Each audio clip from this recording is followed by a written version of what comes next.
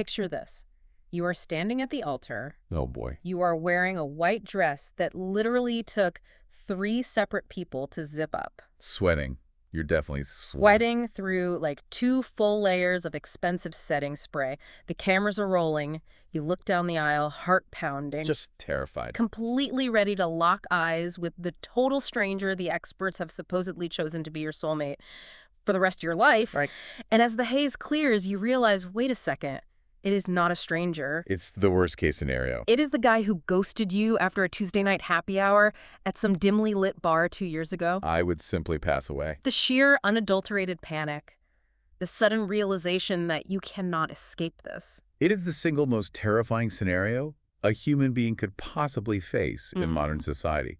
I mean that. Literally. To be perceived by someone who already knows your worst angles from, like a previous era of your life, and to be contractually obligated to marry them. Babes, welcome back. We love you. We see you. And honestly, every single week, this show reminds us that complete strangers are getting legally married on national television. While we cannot even get someone to commit to basic dinner plans for a Friday night. We can't. It's impossible. It is a stunning indictment of our own lives. I mean, watching 2 people confidently sign a legally binding marriage license while I am currently staring at a read receipt. Oh no. Who left you on read? A man I've known for 3 months. I'm sitting here wondering if asking to get tacos on a Thursday was just, like, coming on way too strong. Tacos are a massive commitment, obviously. It is bleak out here. So bleak. Which is exactly why we have espresso martinis on deck today for the Snark Squad. God bless the espresso martini. Because if these people are out here legally binding themselves to absolute strangers... dealing with the psychological warfare of surprise reunions at the altar. Right. We're going to need a heavy mix of caffeine and vodka just to process the sheer audacity of it all. Cheers to you, the Snark Squad, and cheers to making questionable life choices from a very, very safe distance. The caffeine is strictly to keep up with the chaotic pacing of these weddings, honestly. Yeah. And the vodka is to numb the secondhand embarrassment that I physically feel in my jaw. Yeah. Like my actual jaw aches when these grooms open their mouths. Before we get into the absolute madness of Married at First Sight Season 20, Episode 2... And trust me, we have notes. We are unpacking every single lie, every betrayal, every red flag today. But first, we have to talk about this obsession we've had all week. We were literally texting about this at 2 in the morning on Tuesday. We were. And I need the Snark Squad to weigh in on this, too. So the question is this. If your life had a reality TV confessional... We do it right now. Right now. The producers pull you away from your day. They sit you down in a dimly lit room on a velvet couch, hand you a microphone, and say, tell us what is destroying your peace today. What are you ranting about? Exactly. What is your rant? Oh, I have been waiting for this. My confessional is entirely dedicated to the absolute emotional terrorists who reply with a single letter K. Oh my God. To a beautifully crafted, highly vulnerable, multi-paragraph text message. I knew you were going to say this. Yeah. It is truly an act of violence. It is a hate crime. But walk me through the psychology of it, because you get so fired up about this specific thing. I get fired up because it is a massive power play. Listen to me. If I am sending you a block of text, I am not just firing off a random thought. Right, you're drafting. I am curating an emotional experience. I have spent 20 minutes drafting it in my notes app. Moving paragraphs around. I have reorganized the sentences to ensure the cadence is perfect. I have modulated my tone. I have painstakingly replaced any accusatory language with I feel statements. Because you've done the therapy work. Because I've done the therapy work. I am offering you a silver platter of emotional maturity. And then? I send this opus out into the digital ether. I watch the 3 little typing bubbles pop up. The bubbles of hope. And then they disappear. And then, like an hour later, my phone buzzes and it just says K. Not even the word... Okay. Yeah. Just the 11th letter of the alphabet. Just a letter. It is dismissive. It is avoidant. It's so harsh. In my confessional, I am looking directly into the camera lens, breaking the fourth wall, and demanding federal intervention. I mean, I get it. What you are doing when you send a K is you are completely invalidating the other person's bid for connection. You're saying their effort doesn't matter. Exactly. You are saying, I see the effort you put in, and I am actively choosing to give you the absolute minimum unit of data in response. It's a massive red flag. Okay, I hear that, but let me push back for just a second. Please try. What if they're just driving? Or what if they're at work and they just want to acknowledge that they received the transmission? Are we maybe over-pathologizing a single letter? Absolutely not. Yeah. If you are driving, you use voice to text and say driving, we'll read later. Okay. If you are at work, you say, got this, let's talk tonight. Hmm. A K is deliberate. It is an exertion of control over the anxiety of the sender. I am dying because I can literally picture you in the confessional, holding a tissue, looking like a real housewife who just got completely betrayed at a dinner party. Pure analytical ray. It's just furious. But for me, my confessional is much more practical, but I think equally enraging. Let's hear it. It is about the grocery store. Oh, no. Specifically, the people who stop their shopping carts dead in the exact mathematical center of the grocery store aisle. With zero spatial awareness. Zero awareness that other human beings exist on this planet. The main character syndrome of the produce section. Yes. And why is it always in the pasta aisle or the spice aisle? They park their massive metal cart diagonally across the floor. A total barricade. They completely block the flow of traffic in both directions, and they just stand there holding 2 different jars of marinara sauce. Staring at the sodium content. Staring at the ingredients list like they are trying to translate ancient hieroglyphics. It takes them 10 minutes. And I am standing right behind them, holding my little handbasket, trying to project my aura of intense impatience. Doing the heavy sigh. I'm sighing, I'm shifting my weight, I'm tapping my foot, and they do not look up. What is fascinating about this is the psychological mechanism at play here. Please diagnose them. It is a complete lack of object permanence, but applied to other adults in a shared environment. Wait, explain that, because I just think they're being incredibly rude. What do you mean object permanence? Object permanence is the understanding that objects continue to exist even when they cannot be observed. Like babies develop at around 8 months old. Right. But some adults, when they enter a state of high decision fatigue like choosing between organic and non-organic basil, their peripheral awareness completely shuts down. They just zone out. Their brain shrinks the entire universe down to the jar of sauce. You, standing behind them, cease to exist in their reality until you vocalize your presence. Well, in my confessional, I am screaming into the microphone. I'm yelling, "Do you think you're the only person who needs penne today, Susan?" Move to the right, Susan. Move to the right. This is a society. We have a social contract. It drives me completely insane. It is the breakdown of the social contract. I fully agree.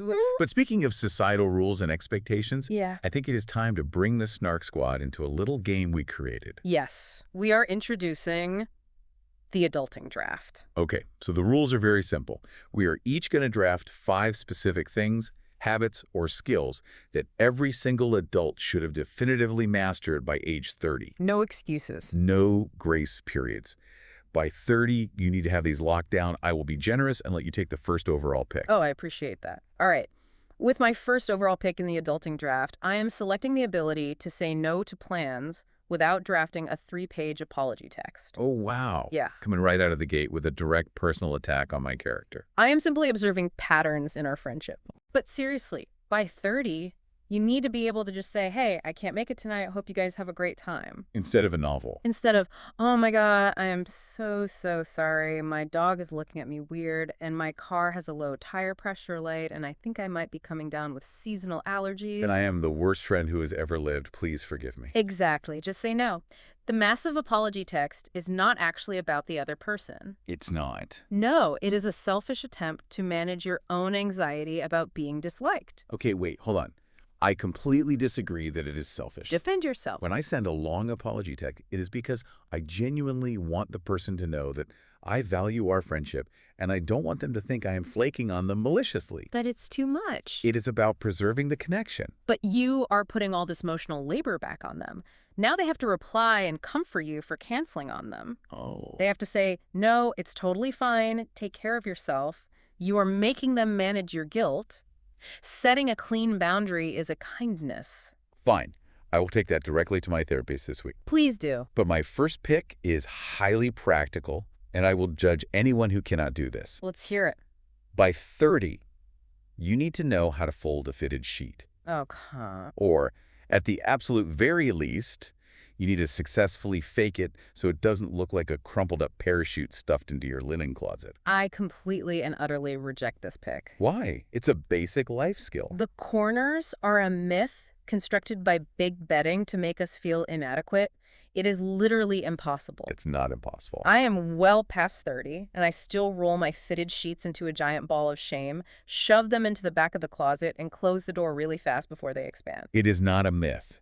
It is basic geometry. You just take one corner, you turn it inside out, and you tuck it into the opposite corner. It doesn't work. It creates a pocket. We are both medical professionals. If you can perform a complex procedure on a molar, you can fold a piece of cotton into a square. Dental procedures follow anatomical logic. Fitted sheets are governed by chaos magic. I stand by the ball of shame. I am judging you so hard right now. Anyway, my second pick, parallel parking under pressure. Oh, this is a good one. I am talking specifically about parallel parking on a busy downtown street while the car behind you is waiting. And they're watching you. And the driver in that car is actively judging you. By 30, you should not have to circle the block 3 times just to find an easy pull-in spot in a garage. You have to face the fear. You have to take the space, you have to throw on your blinker, and you have to execute the maneuver in 2 moves or less. See, this is where we balance each other out, because my second pick is also about public performance. Okay, what is it? By 30, you need to know your exact order at a coffee shop before you get to the front of the line. Yes. Yes to this. 1,000,000 times yes. There is nothing worse than waiting in a line behind someone for 10 minutes, and when the barista finally looks at them and says, "What can I get started for you?" They freeze. The person looks up at the menu board like they have never seen coffee before in their life.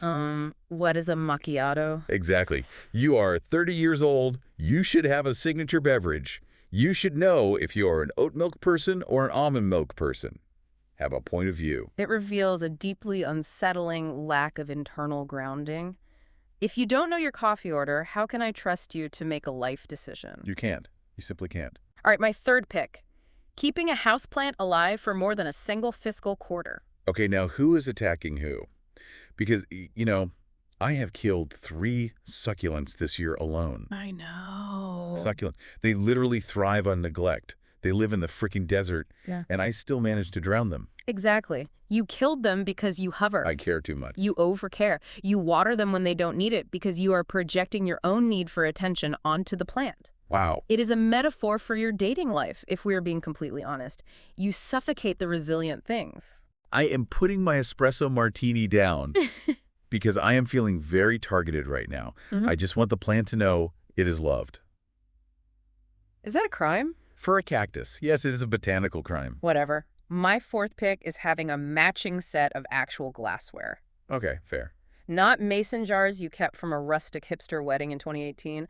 Not plastic promotional cups you got from a minor league baseball game in college. I feel seen. Actual matching adult drinking glasses. That is entirely fair. My third pick is knowing how to plunge a toilet without having a complete psychological breakdown and calling your landlord in tears. Essential. Very essential. Fourth pick, knowing how to roast a whole chicken. A whole chicken. Yes, it is the ultimate illusion of having your life completely together.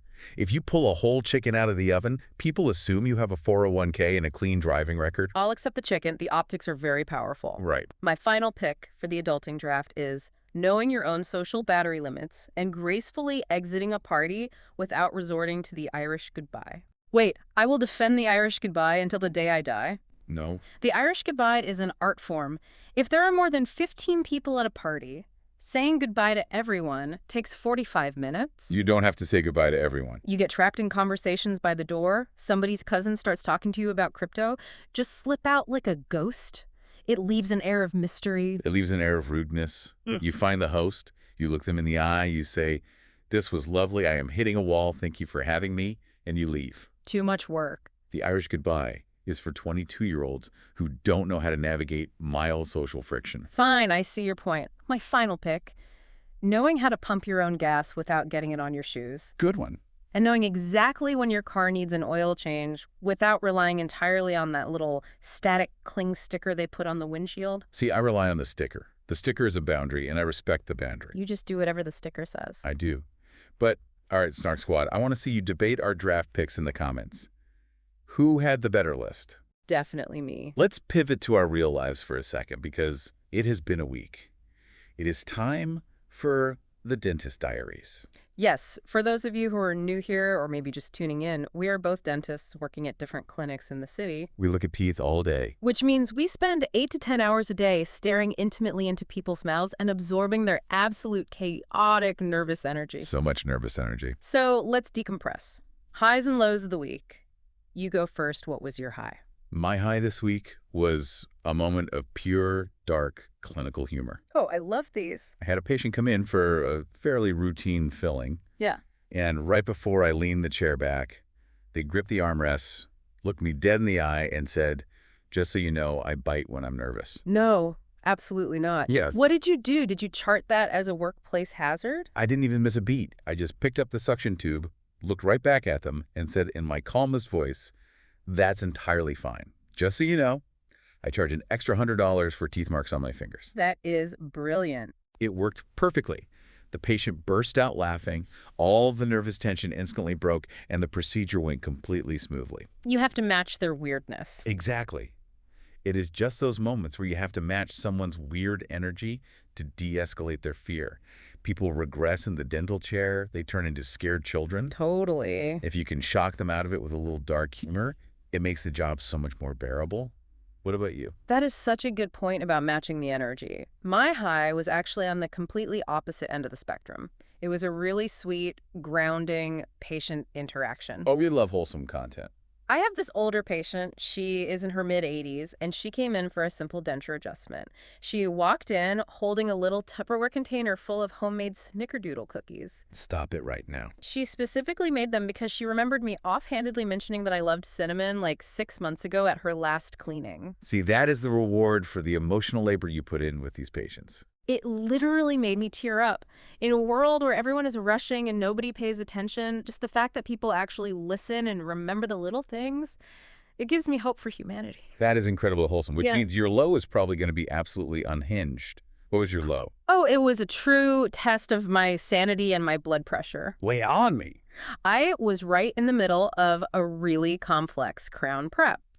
I am talking, the tooth is isolated, I have the drill going, I am completely in the zone. Deep focus. And suddenly, my handpiece just died. No. Just stopped spinning mid-tooth. The air pressure in the line completely dropped. Oh, I just felt a chill go down my spine. That is a clinical nightmare. The silence when a drill unexpectedly stops working in the middle of a prep is the loudest sound in the world. Exactly. It is deafening. And the patient is just looking up at me with these wide, terrified eyes. Half their mouth is completely numb. Their jaw is propped open. What did you do? And I am standing there holding a dead drill, trying to project this aura of absolute unfazed calm, while internally I am screaming at my dental assistant to go get the backup room ready immediately. The poker face is so hard to maintain. We had to pause, sit the patient up, and walk them down the hall to a different chair mid-procedure. I wanted to crawl into the linoleum floorboards. Maintaining the illusion of control when the technology fails is the hardest part of the job. That is a true low. What was your low? My low was less clinical and more of a deeply annoying administrative nightmare. The insurance verification portals went down for an entire afternoon. Completely crashed. Oh no, the front desk must have been an absolute war zone. It was a disaster. So we have patients checking out, naturally expecting to know what their copay is for the work we just did, and my front desk coordinator is just staring at a spinning wheel of death on the computer screen. People get so mad about that. Furious. Yeah. I had to go up there and basically play hostage negotiator with 5 different people who were angry that we couldn't instantly verify their out-of-network deductible. I hate that. And I get it. Nobody wants a surprise medical bill. But I swear, they do not teach you how to de-escalate insurance rage in dental school. They really don't. You just have to stand there and take the heat for a multi-billion-dollar corporation's server outage. Exactly. Okay, before we completely pivot to the TV chaos, let's do our personal growth check-in. This is crucial. What is one thing you learned about yourself this week? I learned that I'm getting much better at setting structural boundaries rather than just emotional ones. The difference. Well, I realized over the last month that I was letting work texts and clinic emails bleed into my evenings, and it was chronically spiking my cortisol. I was never truly off the clock. Yeah, you're always checking your phone. So this week, I instituted a hard rule. At 6 p.m., the phone automatically goes on Do Not Disturb. Wow. The only people who can bypass it and reach me are you, my clinic partner in case of a true emergency, and my mother. And honestly, My mother's on very thin ice right now. She sends too many Facebook links. Way too many. Hmm. But it feels incredibly empowering to just, like, vanish for the evening. You don't realize how much the constant availability drains you until you turn it off. What about you? I love that for you. Structural boundaries are so necessary. For me, I realized a habit I am still actively trying to unlearn, which is that I heavily tend to romanticize potential instead of looking at the stark reality in front of me. Oh, we're doing the heavy lifting today. Tell me what happened. So I went on a date this week, right? Okay. And the guy was an hour late, a full 60 minutes. Immediate red flag. Deal breaker. I know. But when he finally arrived, he brought me this really artisanal, amazing apology pastry from a bakery I had mentioned I liked. The distraction pastry. Yes. Yeah. And instead of being justifiably annoyed that he completely disrespected my time and left me sitting at a table alone for an hour, my brain immediately spun it into this romantic, cinematic narrative. Oh, of course it did. I was like, oh, he went completely out of his way to get me a croissant. And Yeah. I remember my favorite place. He's so thoughtful. He was an hour late.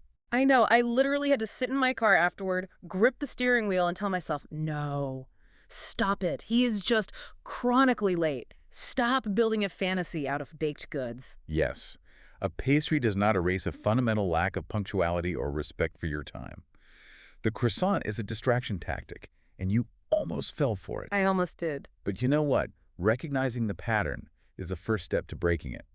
And this perfectly segues into our entire thesis for the podcast today. It really does. Growing older isn't about having your life perfectly figured out or never falling for the distraction croissant. It is just getting better at laughing when the facade inevitably falls apart. And realizing you aren't the only one making terrible, chaotic mistakes. Exactly. Which is the perfect transition. Babes, enough about our own questionable life choices. Yes, let's judge others. Let's watch people marry complete strangers on television and somehow act more confident than we ever could in a grocery store aisle. It is time to get into the recap. We have so much to discuss. We are talking Married at First Sight, Season 20, Episode 2.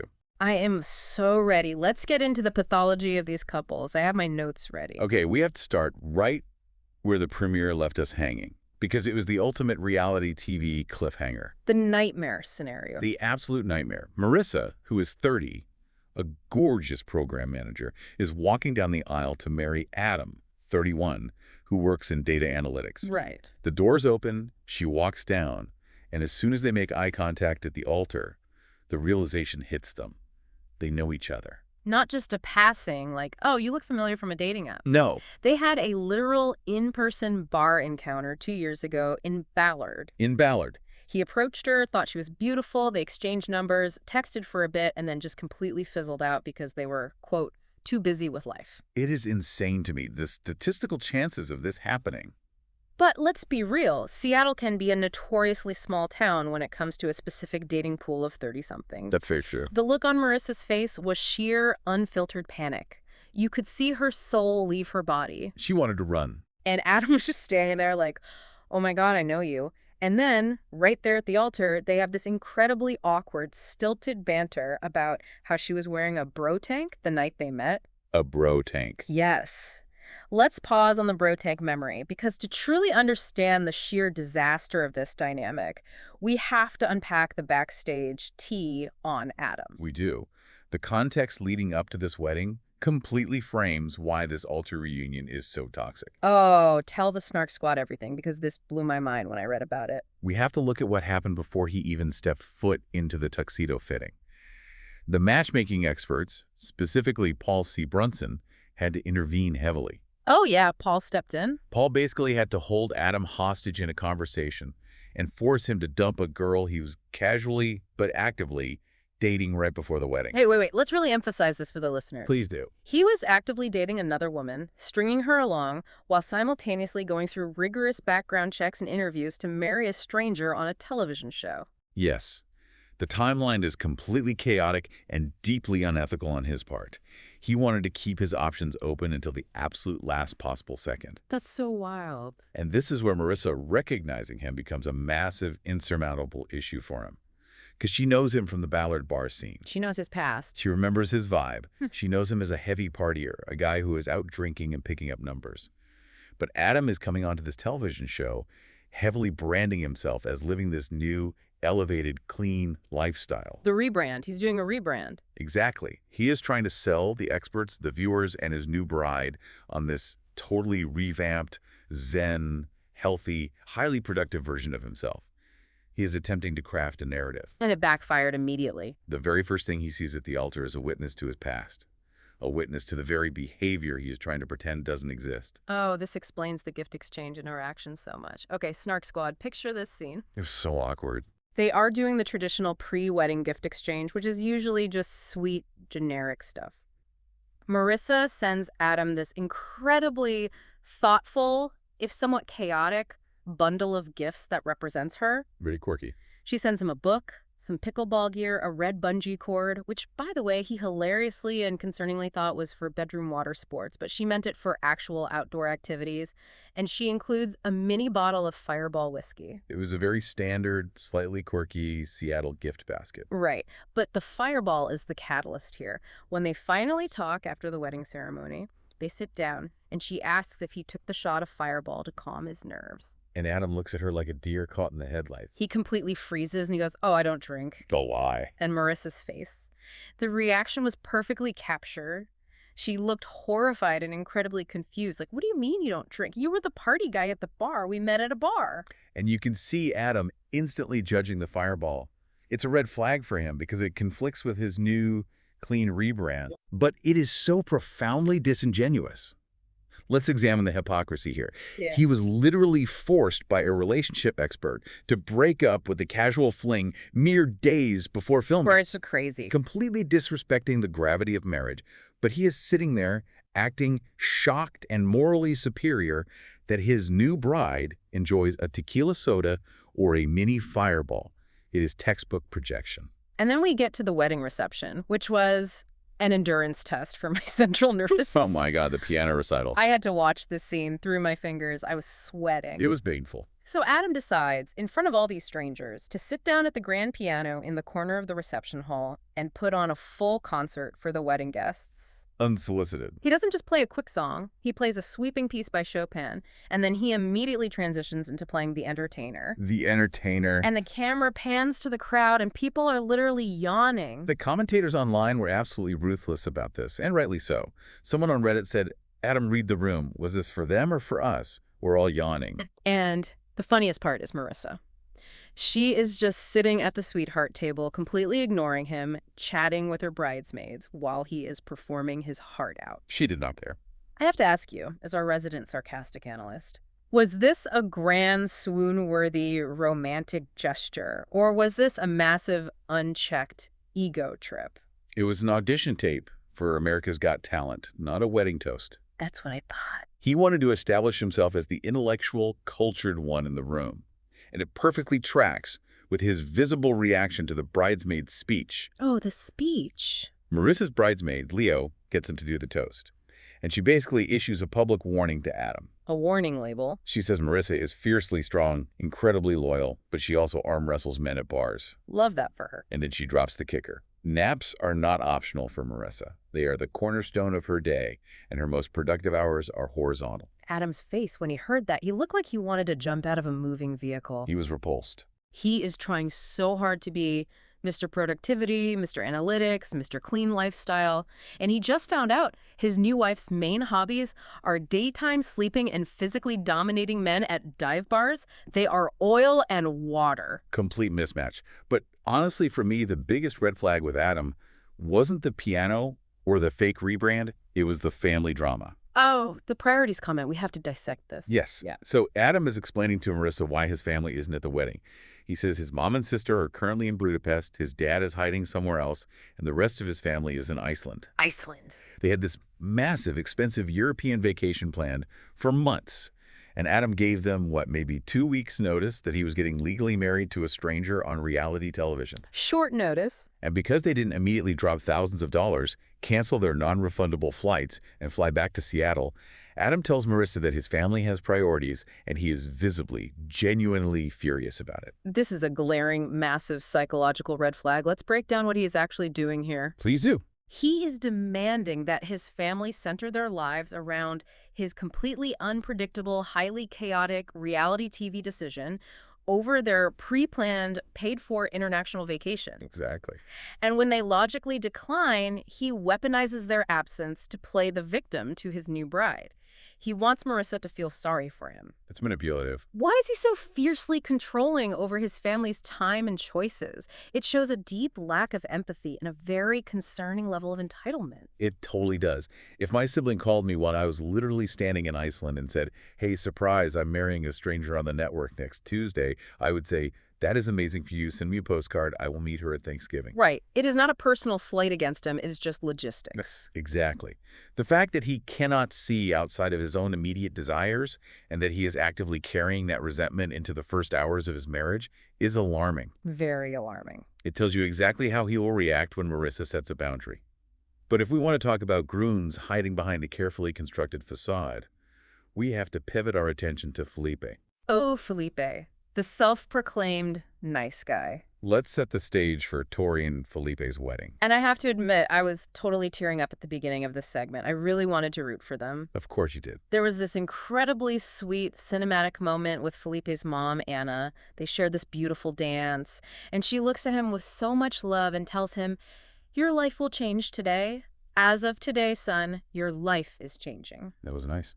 And then Tori's sister Natalia gave this really warm, welcoming speech to Tori, saying she'll have to put up with his dance moves and his loud laugh. It felt so genuine and grounded. Yes, the family dynamics were undeniably lovely. Anna seems like a wonderful mother. But Felipe himself, the facade is cracking so incredibly fast. It's crumbling. I was scrolling the Reddit threads during the episode, and the Snark Squad over there has him completely pegged. What were they saying? One commenter literally wrote, "The way everyone is instantly falling for Felipe's nice guy act is wild. Who we saw in episode 1 during the casting special is who that man actually is. Yeah. He is just being who he has to be to get that woman to fall in love with him. Then he can go back to being his true self." It is so true, because the best man's toast accidentally outed his entire history. It was amazing. His friend Jeremy gets up to speak, and Jeremy seems like a great, hilarious guy, by the way. But he says that his full-time job for the last 17 years has been acting as the figurative cinder block needed to keep Felipe's inflated ego from flying away into the stratosphere. The cinder block. He talks extensively about Felipe's obsession with gym selfies, his time spent appreciating his own reflection in mirrors, and this long documented history of wild, worldwide partying. He laid it all out. He mentions drag shows in Dallas, hippie basements in San Francisco, and sweaty, shirtless dance parties in Brazil. Which, let's be fair, on its own is fine. Having a colorful, adventurous life in your 20s is normal. Sure. But when you pair the reality of that best man speech with the matchmaking dirt the experts revealed behind the scenes, it paints a completely different, much darker picture. Oh, the Zooms. This is a man who missed crucial, mandatory Zoom meetings with the relationship experts during the casting process. Just blew them off. And when he finally did show up to face-to-face meetings with Paul, he was significantly late because he was too hungover from partying the night before. I just cannot fathom the thought process. How do you show up hungover to an interview that determines the person you are going to legally marry? You don't. It is the most important interview of your life. You show up hungover because you do not fundamentally respect the process. You think you are above the rules.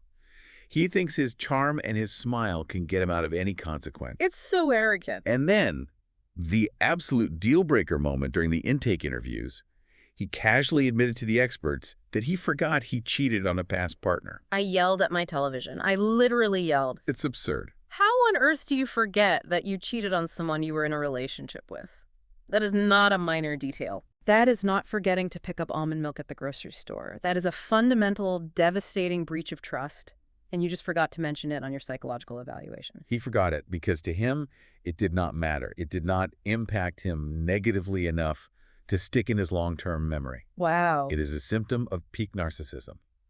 The pain of the person he cheated on did not register as significant to his own life narrative. That is so bleak.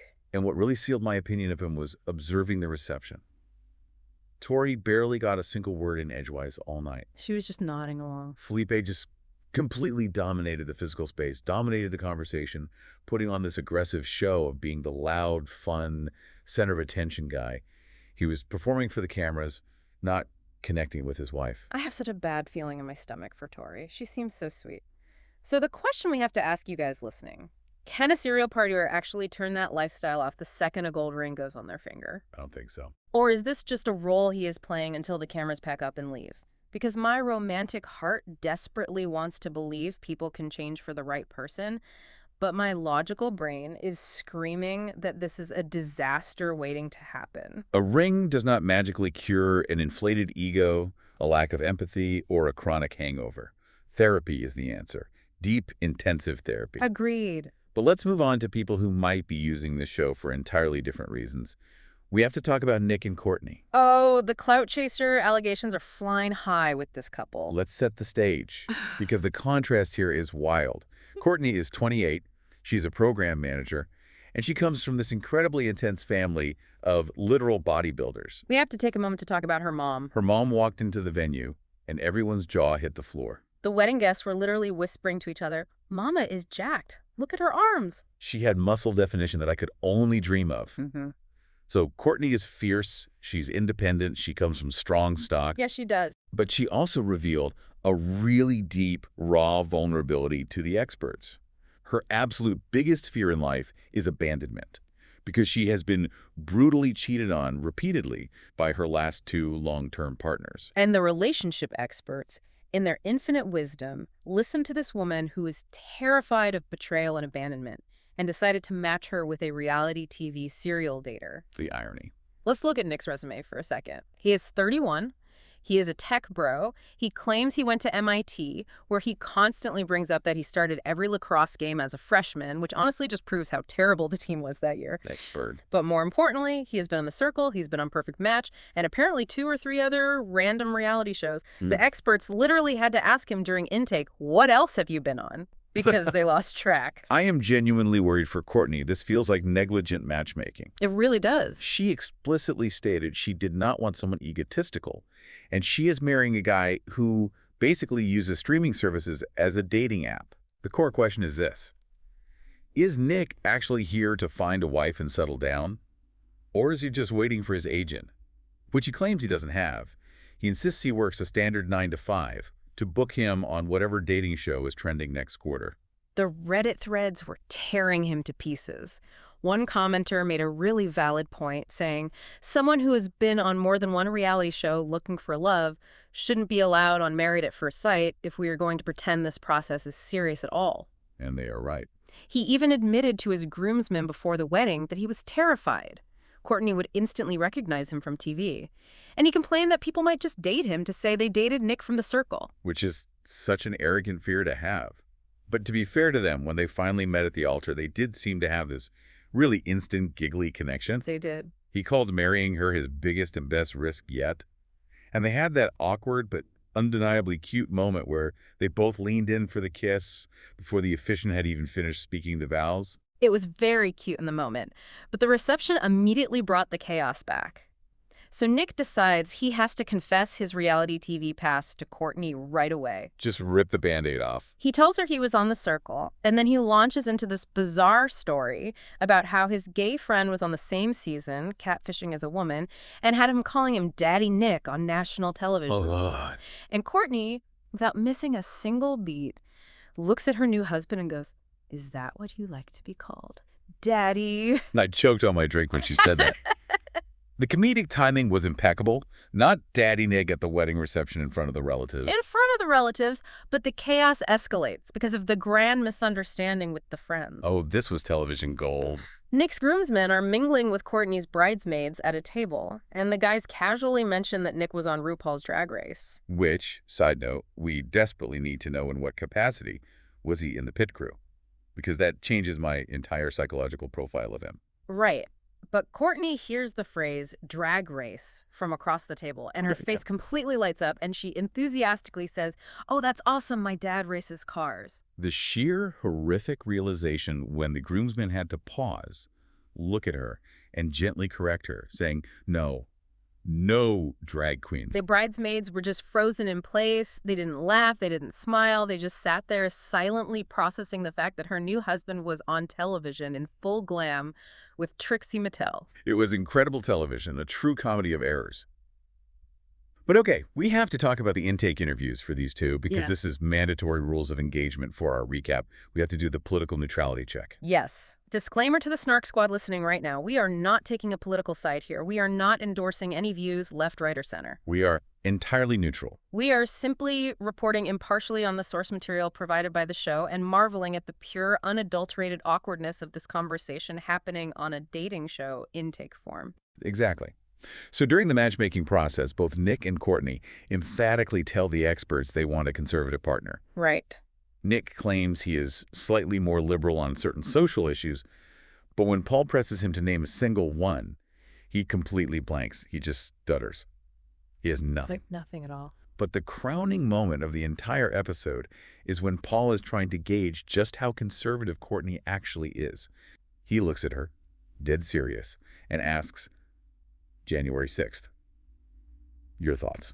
And Courtney, completely deadpan, looks at this renowned relationship expert and asks, remind me what happened. I fell off my couch. I was screaming. Experts' faces. Yep. Paul is just staring at her like, okay, that tells me absolutely all I need to know. Again, we're remaining completely neutral on the politics of it all, Yeah. but strictly as a reality TV moment. Yes. Dodging a massive, heavy geopolitical question by pretending to have sudden amnesia about a historic event is an absolute masterclass in deflection. It was a beautiful dodge. She sidestepped a landmine with the grace of a ballerina. Truly. But let's move from political dodging to dodging basic social and physical cues.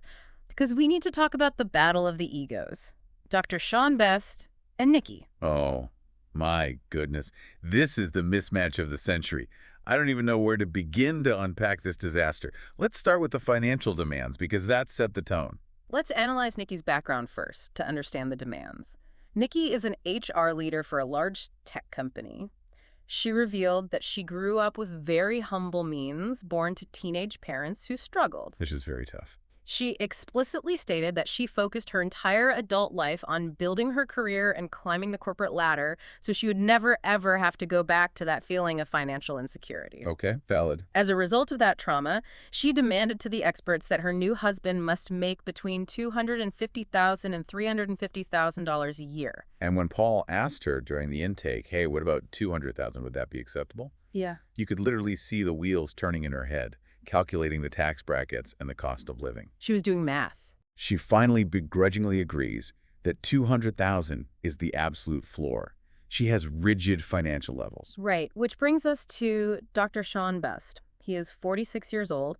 He has his doctorate, and he loves to mention that his thesis is available online. He brought it up immediately. He says he was married to his career and his drum set for most of his life, and he claims he can absolutely provide for Nikki. Does he, though? He tells a story about how he used to be a struggling musician making $400 a week, but now he's this close to being a college president. But the internet sleuths are already digging into his background, and Reddit is highly, highly doubtful of his current W-2s actually matching Nikki's floor. But honestly, the money isn't even the biggest issue here. It is the glaring physical mismatch. Oh, the height. Nikki specifically repeatedly requested a tall man. Yeah. She wanted someone 6 feet or taller to physically tower over her. The experts matched her with Sean, who was 5'6". 5'6". He was apparently a good high school quarterback despite his height, but the fact remains he is 5'6". And the wild part about this is Sean actually has a documented history of dating very tall women. He does. He says he loves boss lady energy.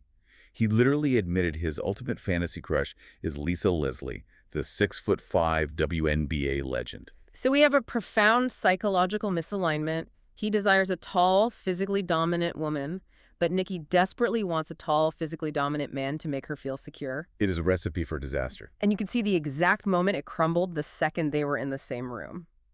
Nikki is walking down the aisle. She gets to the altar. She looks directly at Sean standing there in his tuxedo, and she literally asks out loud to the room, "Is the groom out yet?" I died. I actually perished. She is looking directly at the man standing under the floral arch waiting to marry her, and she asks if the groom is out yet. And from that moment on, she barely makes eye contact with him for the entire ceremony. She's giving him absolutely nothing. Pure ice. Pure ice.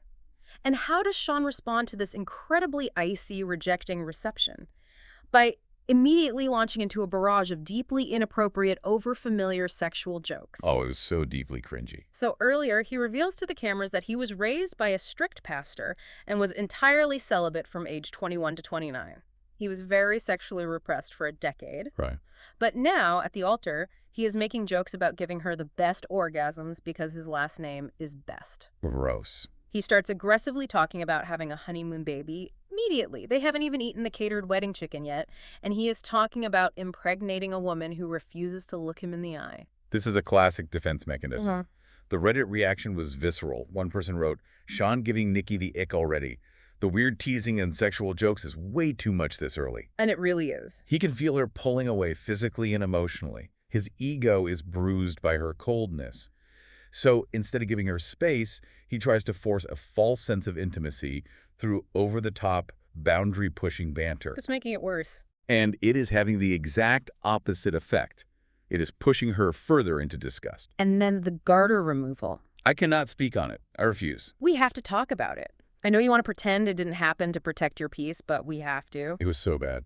Sean physically going under that wedding dress to take off the garter with his teeth? It was the highest level of secondhand embarrassment I have ever experienced in my life. I was hiding my face in my hands. I was pacing my living room. I prescribe an immediate, legally binding annulment, not a divorce, an annulment. We need to erase this union from the county records entirely. Erase it. There is sub-zero physical chemistry here. You have two massive egos colliding, and neither one is going to yield. It is excruciating to watch. Okay, let's cleanse our palate and move to the Dad's Lounge comedy roast because we have 2 more couples to cover. First up, Mecca and Ballard. Finally, a couple with some actual palpable chemistry. Yes. I actually really love their energy together. They look fantastic together. Ballard's mom had this incredibly beautiful, emotional speech about watching her daughter bloom and survive storms. But the reception was completely hijacked by Mecca's dad. It really was. The reviewers online were calling the episode The Dad's Lounge because his father just took the microphone and did a full, unedited, 20-minute stand-up comedy roast of his own son. It was completely unhinged. The father is up there publicly airing out every single failure Mecca has ever experienced in his 30 years of life. Every single one. He tells the entire room of strangers that Mecca desperately wanted to be an FBI agent, but the FBI gets 1,000 resumes a month, so he failed at that dream. He tried out for the college men's basketball team, didn't make the cut, and had to settle for being a practice player for the women's team. And then he lost 3 semi-pro boxing matches in a row. The poor bride. Yeah. Belize is just sitting there in her gown, listening to a litany of her new husband's absolute defeats. But Mecca handled it with so much grace, and Ballard actually thought the dad was hilarious. And we have to shout out Mecca's groomsmen, because they provided the most surprisingly healthy, mature advice of the entire night. They really did set a standard.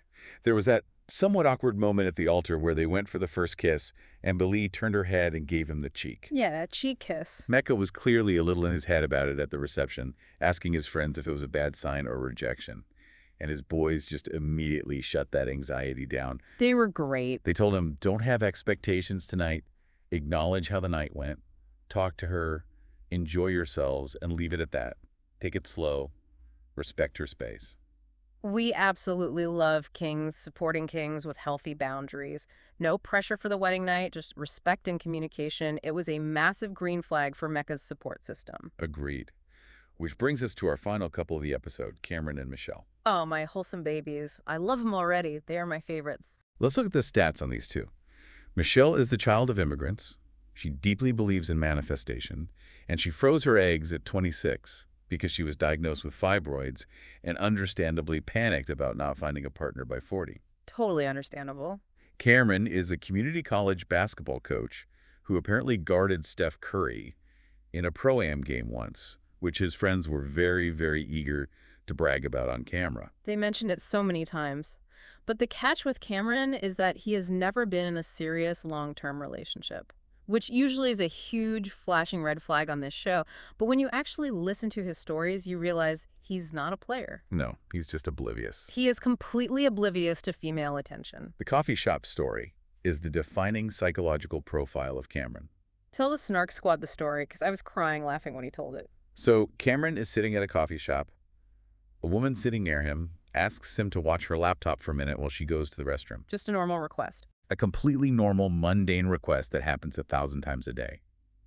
Cameron, however, interprets this basic request for security as a green light invitation to hit on her when she returns. Oh, Cameron. So she comes back, and he immediately asks her out on a date, and she grabs her laptop and completely ghosts him.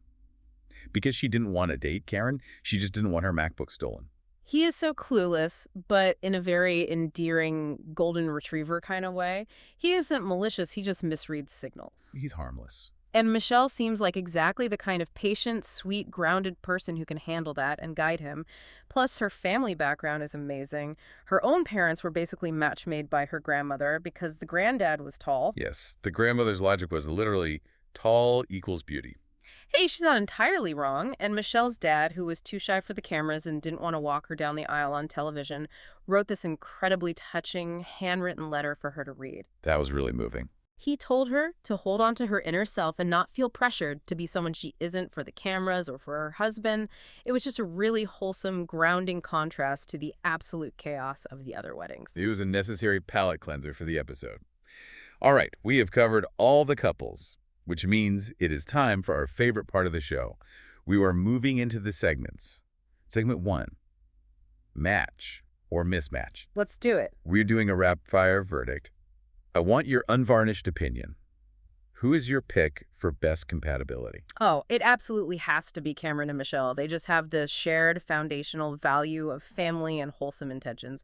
When Cameron went out of his way to get her a specific drink at the reception, you could just see this gentle care in how they interact with each other. Yeah, that was sweet. There is no ego battling happening there. They're my best compatibility. I agree, they're the most stable on paper. Now, for the complete opposite end of the spectrum, biggest concern. Oh, is it?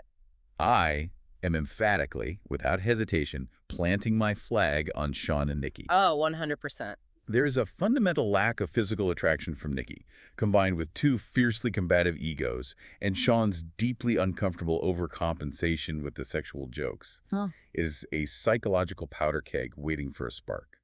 I have to agree. Sean and Nikki are a disaster waiting to happen. But for Who Surprised You, I am actually going to say Mecca and Billy. Really? Yeah, given how chaotic Mecca's dad was with that 20-minute roast and the initial awkwardness of the cheek kiss, they really handled the tension with so much grace. Mecca didn't lose his temper at his dad, and Billy just laughed it off and supported him. That shows a lot of early resilience in a stressful environment. That is a very solid pick. All right, the most important question. Who you're rooting for? And you have to defend your choice. I am rooting for Courtney. She is so fierce. She comes from this strong family, but she has that deep, lingering fear of abandonment from being cheated on. She's vulnerable. She deserves absolute loyalty. She deserves a guy who isn't just looking for his next Netflix casting call. I desperately want Nick to prove me wrong and actually be the guy she needs, because she deserves a win in the love department. What about you? I am taking a completely different, much darker angle. Yeah. I am rooting for Felipe and Tori. What? Why? Hear me out. Not because I think they are going to have a successful, healthy marriage. Because they won't. I think they are an absolute disaster waiting to happen. But because they are going to make spectacular television. The inevitable collapse of Felipe's carefully constructed nice guy facade when Tori realizes he is still a sweaty, hungover Brazil dance party guy is going to be cinematic. I am rooting for the entertainment value of the implosion. You are so toxic. You just want the drama. You don't care about their hearts. I am a realist, and I respect the medium of reality television. We are here to observe human behavior at its extremes. Which brings us to segment 2, red flags and green flags. Okay, biggest green flag of the episode undeniably goes to Mecca's groomsmen. Telling your buddy to respect his new wife's physical boundaries, to completely drop all expectations of wedding night sex, and to just focus on getting to know her as a person. Elite behavior. Top-tier groomsmen. Those are the exact kinds of friends you want your husband to have. It shows good character by association. 100%. Yeah. Now, for the biggest red flag, we have a serious debate. I want your analytical take on this. Is the bigger red flag Felipe casually forgetting that he cheated on a past partner during his psychological evaluation, or Adam getting furious at his family for not dropping their European vacation for his 2-week notice TV wedding? Oh, this is tough. Cheating is awful, obviously. It destroys trust. It does. But forgetting you cheated, that shows a level of detachment from reality and a lack of empathy that is genuinely terrifying. It means you don't care about the emotional damage you caused to others. It didn't even register as a significant life event to him. See, I look at Adam as the bigger structural red flag. Felipe is a classic F-boy. You can spot him a mile away. He is transparent in his shallowness. True. But Adam is controlling. Adam expects the entire world to stop turning because he made a rash, narcissistic decision, and he punishes his family emotionally when they do not comply. That kind of covert narcissism, especially when paired with his fake, clean lifestyle branding to manipulate public perception, is deeply insidious. Is it fixable with therapy? I think Felipe might be fixable if he actually grows up, hits rock bottom, and realizes his actions have consequences. But Adam, you cannot therapize away that level of deeply ingrained entitlement without years of intensive, painful work. My verdict is you run away from both, but you sprint away from Adam. Agreed. Run, do not walk, and change your locks. All right, segment 3. Could we do this? Oh, boy. Let's turn the critical lens on ourselves for a minute. We've had our espresso martinis. You're sitting here judging these people harshly. Would either of us actually ever agree to marry a complete stranger on national television? You know, in my most delusional, rom-com, obsessed, vulnerable moments, I might actually romanticize it and go through with it. I really might. I cannot believe you. I love the idea of fate and leaping into the unknown and trusting the universe, but I would have absolute ironclad non-negotiables. He must love dogs, he absolutely cannot chew with his mouth open, and he absolutely cannot be a reality TV hopper like Nick. If I smell a streaming service on him, one strike and I am out. You would be terrible on this show. You would build an entire fantasy out of a guy because he held the door open once, and you would completely ignore the fact that he has 3 secret families in a different state. Stop it. For me, absolutely not. Never in a million years. Imagine the sheer, visceral horror of the wedding day. Meeting the in-laws immediately while completely sober, wearing a dress that is digging into your ribs and having boom mics and cameras analyzing every micro-expression on your face. It sounds stressful when you put it like that. I would pull a full runaway bride sprint out of the venue. I would be jumping fences in a ball gown. You would leave a cartoon dust cloud behind you. But wait, what if he was perfect on paper? What if the experts found you a 6'2" architect who loves therapy and reads the same books as you? I would still run. Because the experts matched him with me, which means there is a hidden fatal flaw I haven't found yet. I do not trust the process, and I do not trust men who want to be married on television. Fair enough. Okay, last segment. Segment 4, next week's predictions. We are heading into episode 3. The honeymoons are starting. They're going to be trapped in hotel rooms together. What is your biggest prediction? The honeymoon previews already show instant tears, which is a staple of this franchise. My biggest prediction is that the physical chemistry between Sean and Nikki is going to hit absolute sub-zero temperatures. Oh yeah, it's done. They're going to be in some beautiful tropical paradise, and she is going to be sitting on the exact opposite side of the cabana, wearing oversized sunglasses, ignoring him while he continues to make terrible, inappropriate jokes about his last name. It is going to implode spectacularly on day 2. Oh, I totally agree. Couple most likely to implode is definitely Sean and Nikki. But my couple most likely to thrive is Cameron and Michelle. I think they are going to have a really sweet, slightly awkward, but ultimately very successful honeymoon. Just holding hands on the beach. They just want to hold hands, learn about each other, and drink out of coconuts. They are going to pace themselves. That is a safe, logical bet. Mm-hmm. Now, I need your chaotic theory. Give me a prediction that is completely unhinged, but somehow feels entirely possible based on what we have observed today. Okay, my chaotic theory is about Adam. I predict that Adam, who claims he absolutely does not drink and is living this pure, monastic, clean lifestyle, is going to get caught on a hot mic or a hidden hotel camera sneaking the mini fireball that Marissa gave him. The hypocrite. The pressure of the facade is going to crack. He's going to need a drink to cope with her naps, and Marissa is going to catch him mid-shot. That is beautiful. It is poetic justice. I love that. My chaotic theory is about Nick. I theorize that during the honeymoon, while Courtney is in the bathroom getting ready for dinner, the cameras are going to catch Nick actively texting a producer from The Circle, trying to secure a spot on an All-Star season. He is going to be networking on his honeymoon. Yes. Oh my gosh, I can see it so clearly. He is going to be updating his LinkedIn profile by the infinity pool. Exactly. He is refreshing his IMDb page to make sure this wedding credited him properly. Well, we will see who is right next week when the chaos continues. We absolutely will. And that brings us to the end of today's recap. Snark Squad, you know we need to hear from you in the comments or on our socials. We want the debates. What is the funniest, most irrational thing you would be ranting about in a reality TV confessional? The grocery store carts. The K-texts. Something even worse. Let us know. Also, answer us honestly. Could you ever actually go through with marrying a complete stranger? And which of these messy, chaotic couples are you secretly or openly rooting for? Thank you, babe, so much for hanging out with us today. We love doing this with you. Please remember to subscribe, leave us a review. 5 stars only, please. Our egos are very fragile, and we cannot handle constructive criticism at this time. And share this recap with another reality TV-loving babe in your life. We appreciate you all spending your time with us.